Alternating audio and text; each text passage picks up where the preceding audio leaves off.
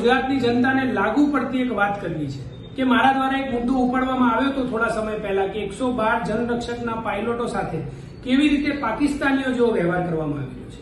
આજે આ યુવાનો વિરોધી માનસિકતા ભારતીય જનતા પાર્ટી ધરાવે છે એ સાબિતી આજે આ વિડીયો દ્વારા હું આપ સૌને આપીશ કે કેવી રીતે ફેબ્રુઆરીમાં જનરક્ષકના 1200 પાયલોટોની ભરતી કરવા માટેની પ્રક્રિયા શરૂ કરવામાં આવી, એ લોકોને ઇન્ટરવ્યુ લેવામાં આવ્યા, એ લોકોને સર્ટિફિકેટ આપવામાં આવ્યા, પરંતુ 7-7, 8-8 મહિના સુધી એ લોકોને ઓર્ડર આપવામાં ના આવ્યો।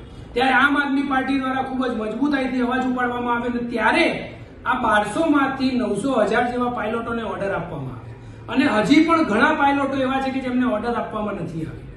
હા, મહત્વની વાત એ છે કે આ તમામ લોકોને કોન્ટ્રાક્ટ પર ભરતી કરવામાં આવી છે, એટલે કે 11 મહિનાની નોકરી આ લોકોને કરવાની છે। ત્યારે આજે અમુક લોકો એવા છે કે જેમને 9-9 મહિના સુધી તો હજી ઓર્ડર જ મળ્યા નથી, એમની નોકરી શરૂ જ નથી થઈ।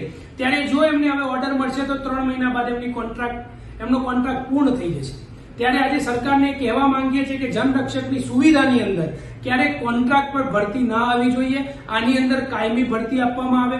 બીજી વાત કે આ લોકો જોડે 7-7 મહિના સુધી આ લોકોને પગાર ના આપવામાં આવે, એ લોકોના ઇન્ટરવ્યુ ક્લિયર થઈ ગયા હતા, ઓર્ડર આપવાની રાહે 7 મહિના સુધી એ લોકોને બેરોજગાર રાખવામાં આવે અને ક્યાંક ને ક્યાંક 18 કરોડથી પણ વધારેની રકમ જે આ જનરક્ષક પાયલોટોના ખાતામાં જવી જોઈતી હતી એ ના ગઈ।